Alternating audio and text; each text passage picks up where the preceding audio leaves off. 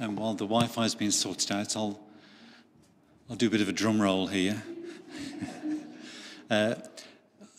Lucas is going to say a few words. He'll probably introduce himself, but he's sort of starting out on his youth work. They're like 3 stages of their youth work or youth ministry lives. So Lucas is starting in his at Alton Castle. I've known Erin for a few years. She used to work in Leamington doing youth ministry on the parish there, and since then has moved on to take charge of the sort of Solly House teenager retreat centre and other things based up at Alton Castle, and is moving on again soon, sort of sadly for us, to Nottingham Diocese, where she's got more responsibility still. And then so that's Erin, who's sorting out the presentation. And then Sandra, who's down here, she's sort of the queen of youth work in Great Britain. She's got a national reputation and really respected throughout the country after many years in youth work. And we're just blessed to have her running our youth service, which is the Kenelm Youth Trust here in the Birmingham Diocese. So it's great to have all 3 of you. And good.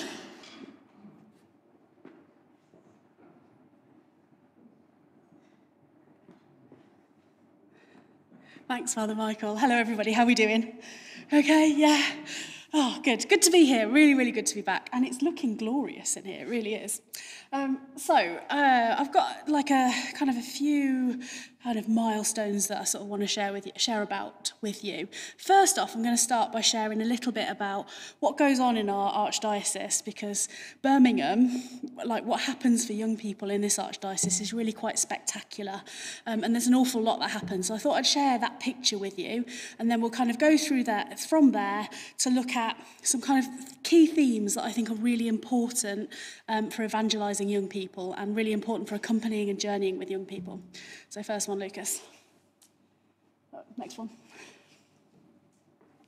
Excellent. Okay, so we have 2 retreat centres in the Archdiocese of Birmingham that are specifically for young people. So we have Alton Castle, which is rather spectacular. If you're 11 and you arrive at the castle with your suitcase, and you realise that you not only get to stay in a castle, but that you also get to go abseiling, that you also get to go crate stacking and bike riding, and then in amongst all of that there's this really great team of people who are accompanying you and who are really fun, and they're talking about Jesus, and actually you think that maybe this Jesus thing is all right, and you go to Mass and you have this experience that is really fun and really exciting, and you can't wait to go back. So that's Alton Castle. We also have Solly, which can be a bit more of a tough sell. That's where I work currently. Teenagers are a little bit more hard to impress, as I'm sure you're aware. And Solly works with young people who are aged 14 to 25. And the model there is a little bit different. We do a lot of small group work, so where the young people get to be a part of a smaller community within the group that they've come with. And they get to explore some of the big questions that are really on their mind, and they get to talk really honestly and really openly, and they journey again with a team of peer ministers throughout their retreat. And we work with, gosh, Sandra, how many thousands a year? You're good with numbers. Over 10,000 young people every year from our diocese and beyond as well. So next up, we have events. We run lots of different events. This last Saturday, we took 3 coach loads down to Flame at Wembley, where we were with 8,000 other young Catholics from across the country for a really, really well put together day that really shared the gospel message in a really explicit and really invitational way. There were speakers, there was music, there was praise and worship, there were Christian music acts that were actually cool, and there was just a real great sense of energy and fellowship throughout that day. We have kind of, in recent years, adopted a model where our events follow. You might have heard of the book Forming Intentional Disciples by Sherry Waddell, and we kind of follow that model of discipleship. So we start with things that internally, we don't really talk about this with young people, but internally we'd understand that some events are like initial trust events, so the kind of thing that a young person who's a bit committed could invite their mate to, and it'd be safe, you know, the kind of thing they could come along to. In the past, we've had things like a fireworks event. We have It's a Knockout in Coventry is a really popular one. You can bring your mate to. It's lots of fun, and there's mass. You know, it's that kind of thing. It's very sort of dip your toe in the water, and they go right the way through to things that are perhaps a bit more at the deep end. So, for instance, our summer camp would be kind of at the deep end, where it's young people know what they're coming to. You know, they know that this is somewhere where they're going to be fueling their faith, learning more about their own faith and exploring that more deeply. So that's a really deliberate choice that we're offering something for whatever stage of that journey that a young person is at, because we're all at a different point on that journey, and sometimes we kind of go back a little bit, sometimes we go forward a little bit, and our events are designed really to provide those moments of encounter, regardless of what point a young person is on their journey. Okay, so next up, we, through Becky, who's the lay chaplaincy coordinator, we support chaplaincy in schools, which is, you know, most of our young people, if they're not in a parish, they are in a school.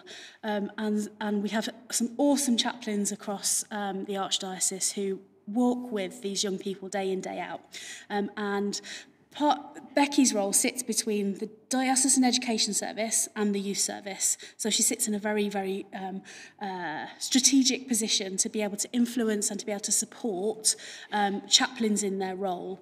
So she would help recruit chaplains, so make sure we get really great people in our schools. She would help to train, and she encourages, and she provides like non-managerial supervision. So she's journeying with them.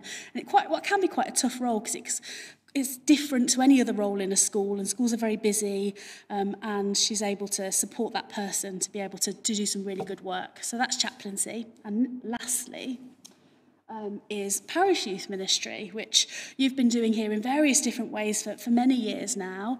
There's a really great team of people in the diocese, headed up by Maria, who support parish youth ministry, getting things off the ground. So things like training people to lead a parish youth group. So like right from the beginning of, Father's asked me to come along to this, or I think I might be interested, to actually being able to lead that youth group with confidence and competence.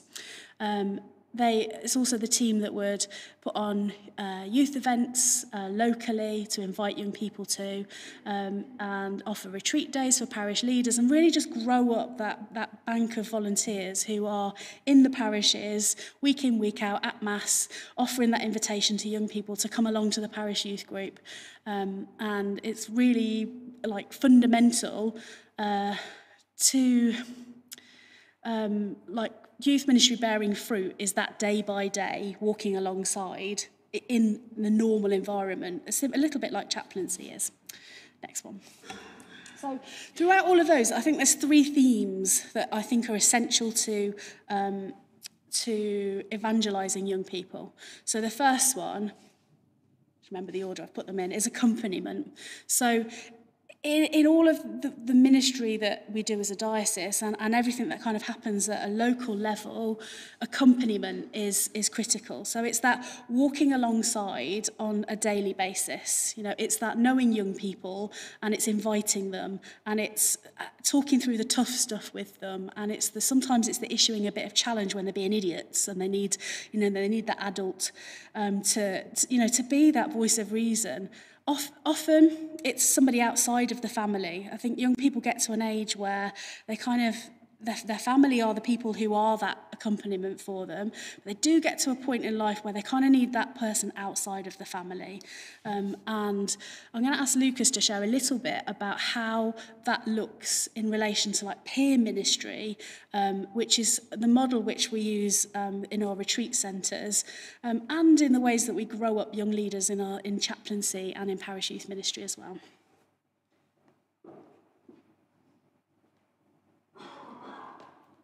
Good evening, everyone. My name's Lucas, and I am one of the idiots that Erin often challenges, so it's lovely to be here with you all. But I work at Lenten Talks. I'm one of the programme leaders there, and I'm just going to give you a snapshot into the importance of peer-to-peer ministry, and like particular highlights that I've had in my own life, from growing up as a young person to growing into a young adult, and how now it's something that I try and use as often as I can in my own work. And peer ministry is really the root of everything that we should try to be doing when we're working with young people, because it's all about accompaniment, walking alongside people wherever they are in their life. They could be having a really, really strong faith. They could have had lots of formation already.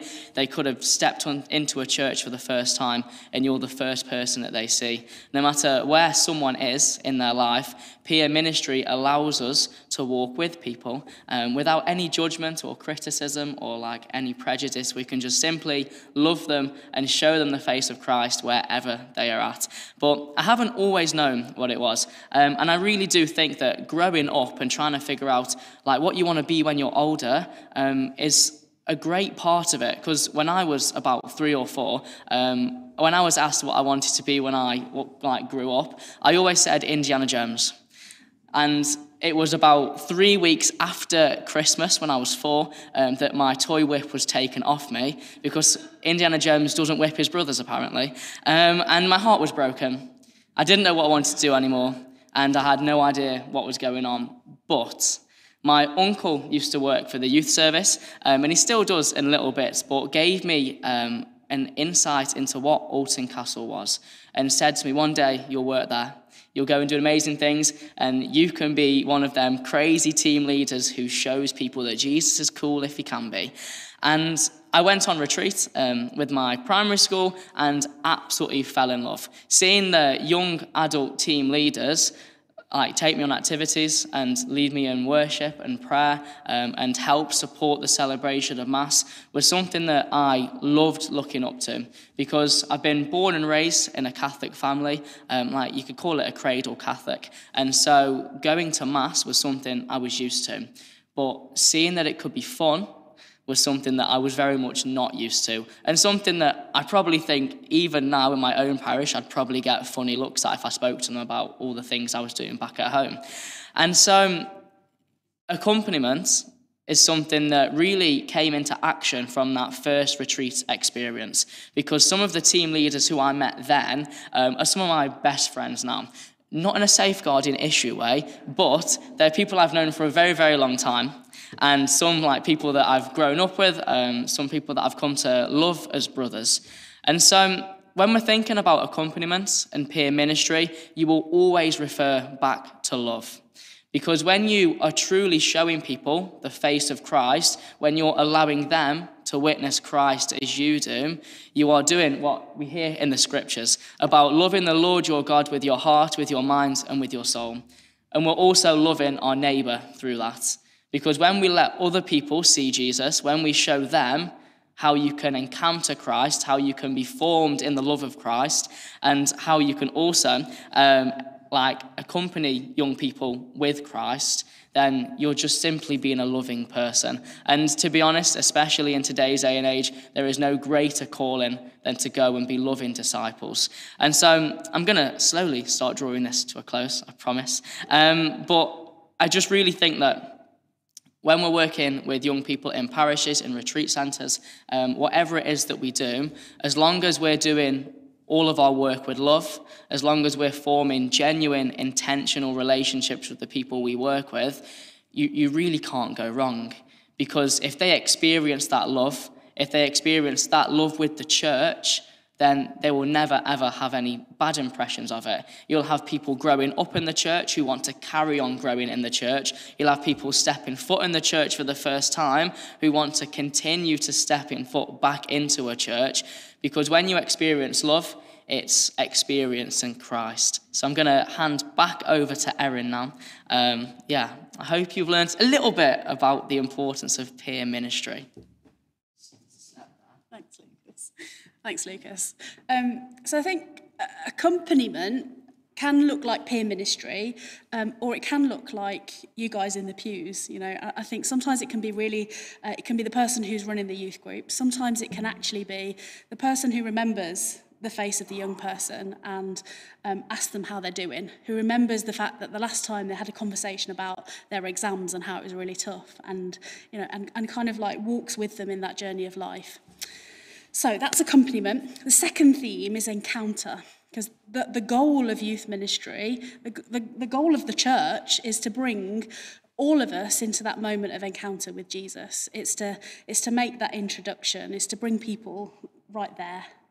And that is a thread throughout. It was the essence of what we do in all of our work, and it's the thing. Like, that is the purpose. It's like it's the reason. It's the reason I get up in the morning, is to provide those opportunities. It's the reason that I do the rota, is to ensure that the young people who come to us have those moments where they can meet Jesus, and where their lives can be changed by that encounter and that moment with the Lord. The last one, last theme just to share with you, is formation. And it's that, like, we're not meant to stay as we are. We are meant to be continually growing. We're meant to be, whether we're 12 or whether we're 75, the intention is that we don't stay where we are, that we're not the same one year to the next, and that we're formed not in the ways of the world, but in the ways of the Lord. And that's the intention. So there's just a couple of other slides that I'd like to share with you as well, with some kind of like other elements that have kind of you might want to go and read a little bit more about. Since 2018, we have, as a youth service, and as the young church has been involved in the process of synodality. So we kind of got a head start on the rest of the church, really. So you may remember that this last year, the whole church has been invited into this process of synod. So this process of speaking and of sharing your experiences of what it's like to be a member of this church, this community, what life is like in the church, what you need, what you want from the church, how the church can be serving you and people like you better. In 2018, Pope Francis invited young people to begin that conversation with him, in specific reference to young people, faith and vocational discernment.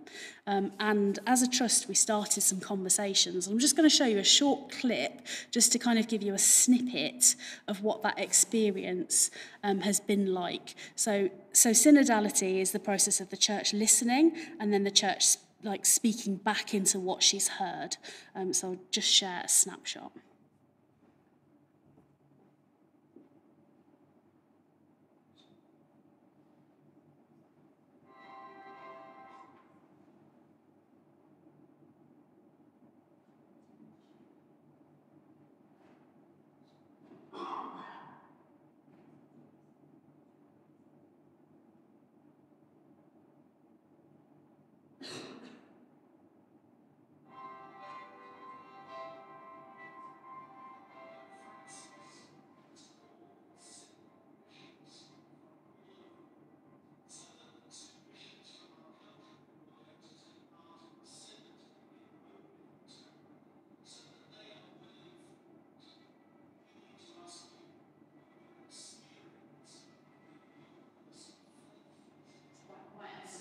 But just to kind of to speak to what you're seeing on the screen. So we invited young people from across the diocese to come to Oscott. We went into schools, we listened, hundreds of conversations took place. We wrote everything down on big scrolls. There were hundreds of scrolls, hundreds of words, many conversations, all captured and pulled together. And actually, I had the great privilege myself of reading every word that young people wrote. That was then put together into a document, was reflected on, really synthesised, pulled together, and then it was sent to the bishops who were going to Rome, who spoke to Pope Francis. And that was then talked about in Rome as a part of the conversations that came together from around the world. And then that came back to us in the form of Christus Vivit, a document from Pope Francis really responding to what had been shared. This video, if you're interested and you want to watch in a little bit more depth, is actually on our website, and it's also on YouTube as well. So if you search Kenelm Youth Trust in Google, both of those two things will come up on YouTube and on our website. This process of synodality, the importance of it is the listening. The young church, you can pause it, Lucas, the young church, like young people in the church, have got different concerns to me. I've got different concerns to Sandra. I've got different concerns to you guys over there. And I think the importance of this is to be able to hear what's going on in the reality of young people's lives so that you can speak the gospel into that reality. If you don't know what's really going on for people, how can you introduce them to Jesus? How can you share the relevance of Jesus to their lives and their circumstances? And some of the themes that came out of the synod, and you won't be surprised by this, were around gender and sexuality, and were around injustice in the world. Some of the other themes were around, in this most recent synod, one of the things that really struck me was young people feel that they are not perfect, and that they are not good enough to be a part of the church. And that actually that feeling of like they've got to be perfect before they walk in the church is something that is a barrier to them. Many young people, we know that a lot of young people don't come to church, but many more young people don't even see Mass as particularly relevant, and that's the reality of what we're speaking into. So in some of it's hard hearing, but if we're prepared to listen, then we're actually in a better position to be able to share why all of this is relevant and why actually and how they have a place here in the church, and for them to feel like they are accepted. And that their issues and their concerns are heard. And even if sometimes the conversation that we have back is a difficult one, it's that at least that conversation happens. That's the important thing. Okay, next slide, Lucas. So synodalities inform the work of the trust in a lot of ways, and it happens quite quickly. You know, that listening to a programme being written is quite a quick turnaround, quite a quick transformation. So recently we've written an outreach session that's based around Jesus in social media, because that was one of the big themes from 2018. And if Jesus was on social media, what would he be saying? We've also written a session around perfection as well. Next one, Lucas. Okay. And then just another thing that is kind of another bit of research, if you like, just to kind of like, if you're interested in reading about this thing, you can find out about it on the website Camino House, just to sort of draw your attention to the fact that we're all different. And we all come at faith from a different angle. And some of us have got a real passion for social action and social justice. And that's what sets us on fire. Some of us have got like a real devotion and a real personal prayer life. And we want to be present at the Mass. For some of us, that's us and that's our experience. Young people are no different. That's their experience too. And I think if we kind of hold that awareness, then that invitation to encounter, that invitation to be walked alongside and to be accompanied, kind of becomes a bit more meaningful if we get the fact that our young people, many of them want to get involved in things. They want to bring about change. Their sense of injustice is really raw, and they want to be able to act on things. Some of them have got really deep personal prayer lives, but you might not see them at Mass. But it doesn't mean that that they're not in our schools and that they're not. They don't have that relationship with Jesus. So I suppose I'm bringing this to your attention just to say that, as each one of us is different, all of our young people are different. And I think I'd encourage you as a parish to get to know your young people, to start that conversation with them, to find out a bit about them and what makes them tick, and to not be scared of them, to not be scared to have that conversation. I'd also encourage you to pray for your young people. You might not see them as present, but they are here, and they really do need you to accompany them in that way. That they might find that particular unique purpose that God has for them, whatever that incredible plan that he has planned for their life, that they might be able to hear that and respond to that. Any questions? Sandra can answer some too, and so can Lucas.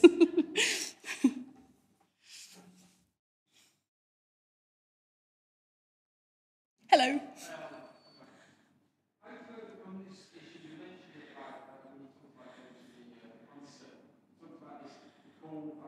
Yeah. Yeah.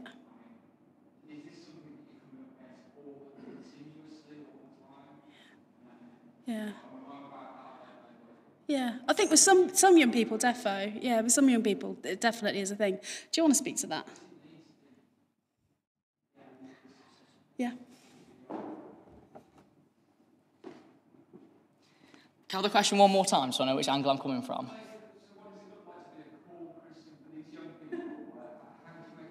You're looking at one.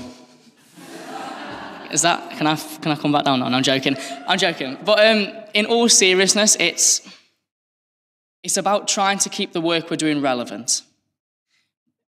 In the sense that if we are just you can always try and be cool in a way, but if you're trying really over the top to speak to where you expect young people to be, then you're just going to be speaking into empty space. So it's about really understanding the culture that we're in at the moment, understanding and, like Erin said a lot of times, listening to what they say first. So most of the work that we do, I'd say, is a response to them. We're not trying to sort of lead them to where we want them. We'll sit there, listen to what they want, and then as a result have produced different programs that we give to them. We've lots of different resources that we've made is from what they have said. So it's not necessarily us being cool, but responding to their needs. Yeah. And then another thought on that is that I think it's important that we're authentically ourselves in our relationships with young people, because if we're not, they see right through that, and they think, actually some of the team, like most of the team, actually, they don't think I'm cool, but they think that I'm authentic, and that they'll talk to me about things, and they'll be taught by me, but it's because I'm myself, and actually they laugh at me for not being cool. I get the mickey taken out of me all the time, but actually I take that as a win. If they're taking the mickey out of me, they care enough about me and my my role in their life. So yeah, that'd be my response. Yes. So when you take young people to Flame Yeah. or Lords, Yeah. or when young people come to Solly House, Alton Castle,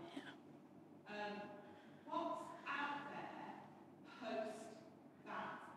Because I've taken young people to Lords, Yeah. I've taken young people to Alton Castle, and one of the big struggles is that when they come back from these experiences, they are full of the joy of their faith, and their faith is cool. Yeah. But then they go back into experiencing their faith through school and parish, and it's no longer cool, and it no longer feels, I think, relevant to them. Like you say, mass doesn't feel relevant to them. So what's out there to then build on what they experience? It's hard, isn't it? It's really hard. I've been in that situation where, you're taking a group of young people to something, you're leading them up the mountain, they've had this amazing time, and you're like, oh, I'm going back to, you're lucky this is a good parish. But, you're like, oh my gosh, they're going back to this. And sometimes it's hard. I think there's two things I say to that. One is, don't stop thinking about what's out there, and I think it's really about what's in here, and it's about the welcome that you create, and it's about young people feeling like this is their home, even if they're not here regularly, and that they're known, and that they're welcome, and that you're journeying with them. That's the important thing. And sometimes it's another event, and it's about that calendar, and it's about having those things that the kind of helps sustain that fire in them at a level that's relevant for them. Sometimes it's about the youth group, and it's about bringing that little core group of people together who journey with each other. I'm sure there's lots of different groups in the parish where each of you find your way of being accompanied and your way of like finding that fellowship in a way that fills you up. And our young people need that too. And I think it's about helping build that for them, and it's about the people who go away with them on something. Your job doesn't stop when you've dropped them off with their parents. Actually, you've got that responsibility to continue that relationship and that journey with them, because that's what accompaniment is. So that's one thought. A second thought is, to think about what you've got going on and to listen to the young people. When they come back, they'll be on fire with something, and they'll have ideas about what they want.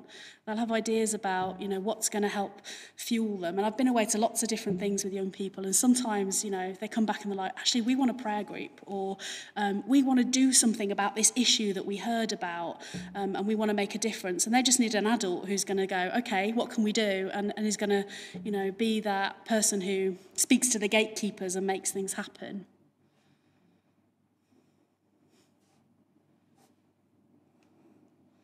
Yes.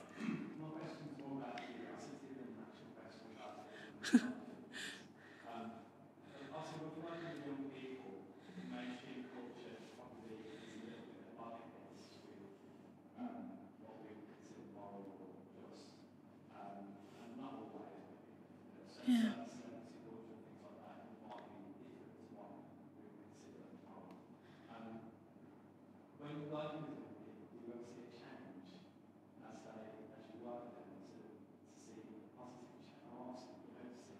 Yeah.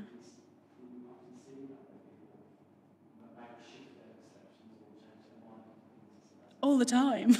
Yeah, all the time. Yeah. Yeah, definitely. And it's not necessarily instant or overnight, because you're right, like our culture is so different to the church. The church is counterculture, always has been, always will be if she's doing a job. That sort of realization of like the how I've been living, the choices I've been making, actually the church, Jesus is calling me to something different. Like that's what we all experience, isn't it? It's that call to something better, to be the version of ourselves that we're made to be. I've been a part of those conversations, that sort of realization, and that, sometimes it's like I'm mad at the church, and there's this, and sometimes it's like that challenge is, it's too much. I can't do that. The church is ridiculous. Sometimes it's that quiet revelation of talking to somebody about something that they've had revealed to them in prayer. Sometimes it's about a fire and a passion to do something about the injustices that they see in the world. So yeah, I see it all the time. So how do you think that we could instill some responsibility to these people? Because whilst we pander to them, if you like, at a certain time, there's a particular time they have to take responsibility. Moving towards the church, towards Christ. And I say that because if you were talking about the girlfriends or the boyfriends or whatever, they have a responsibility there. And I know it's a little bit different, but there is a particular time that we have to either feed these people so they take responsibility for their life with the church. And I just want to what you think about that, or what sort of...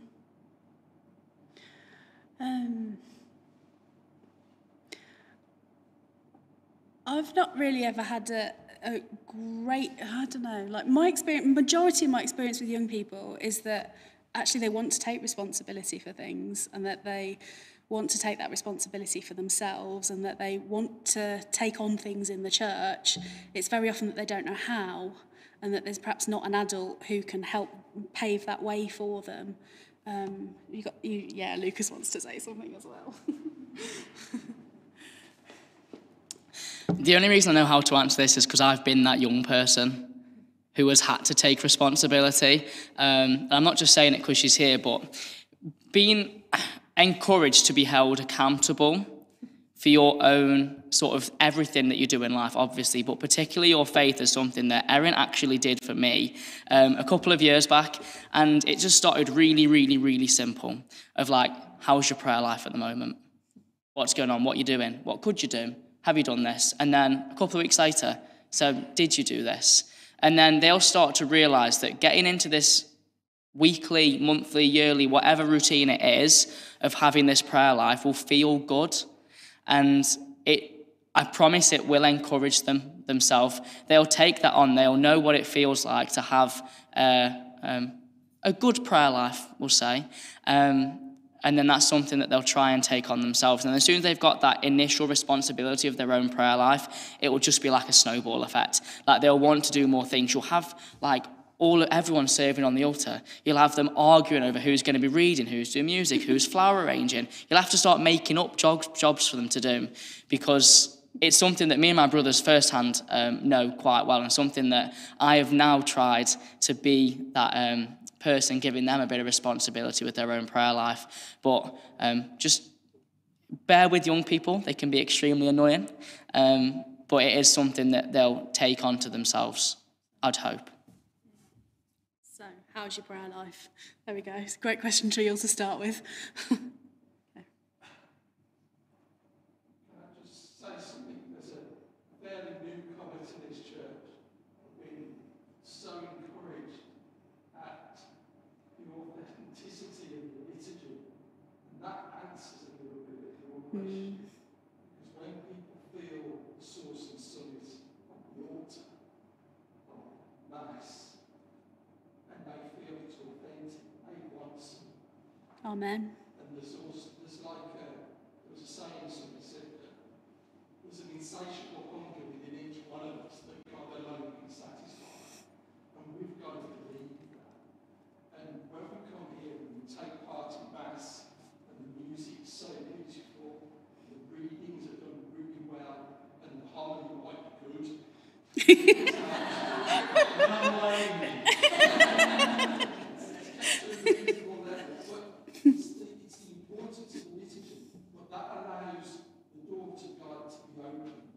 And youngsters feel that, and they say, there's something there that I want. And so, even though it seems that we go through Mass every week, and we all come and we take part, you never know when that door's going to be open for a particular person. And we've got to keep doing it and working hard at it. And you do that here. It's an amazing community of faith here. And all the things you do, all those external things you do, you must be the busiest church in Birmingham diocese. Like, I've never known a church with a receptionist. But that is really important, and that's effective community faith, and we're doing that. So be encouraged that you might not feel you've got the youngsters coming here, but if you keep doing it, they will see that it's worthwhile in their life. And that's, you've got you're really blessed here, in that you've got a lot of people that obviously want to do that. And so, thank you, because you're a great parish. Amen.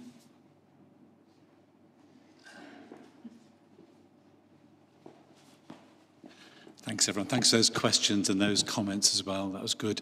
It's just worth pointing out that Marie is here as one of our youth leaders at the back, and has been a loyal youth leader, youth ministry person for a number of years now, and doing that work. And also people like Annie as well with the music group, and Alex, who can't be here tonight.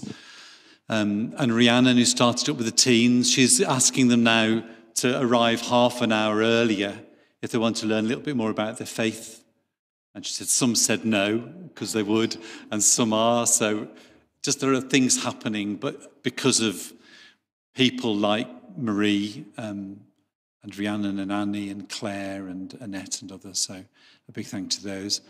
Steve there as well, who's been doing some great work. The funny thing about that accompaniment thing is, and I'm not saying this, Steve, because I've just seen you, but one of the greatest accompaniers in the Old Testament is Eli, when Samuel's being called 3 times, and he doesn't know what's going on, who's calling, he thinks Eli's calling him, and Eli is the one who directs him to God, and Eli's old, and I'm not saying that because you, Steve, again, I'm saying it because of me. He's a little bit blind, and the thing about it is, any one of us can be accompaniers, and it is often just about love and respect, isn't it? And of course, knowing God ourselves.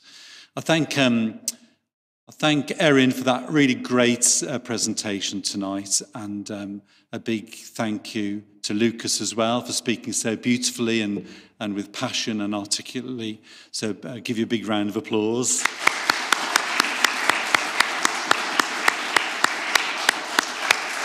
I know I shouldn't say this, but it was much better than last week's speaker. Thanks, Sandra, as well, for just being a brilliant leader of the youth ministry service in the diocese. If you want to have a chat with them, there are teas and coffees on in the cafe now, so we can all make our way there. And maybe we just finish there with a prayer to the Lord, who's the one more than anyone that needs to accompany our young people. And we just pray, Lord, that our young people will see how much you love them, how much grace you want to give them, how many gifts you're dying to hand over to them. Lord, may they open their hearts and their minds, their ears and their eyes to all that you have to give them. May you bless all those working in youth ministry, and bless us too, that they'll see you in the joy of our faith, in the love that we share and the welcome that we give. We make this prayer through Christ our Lord.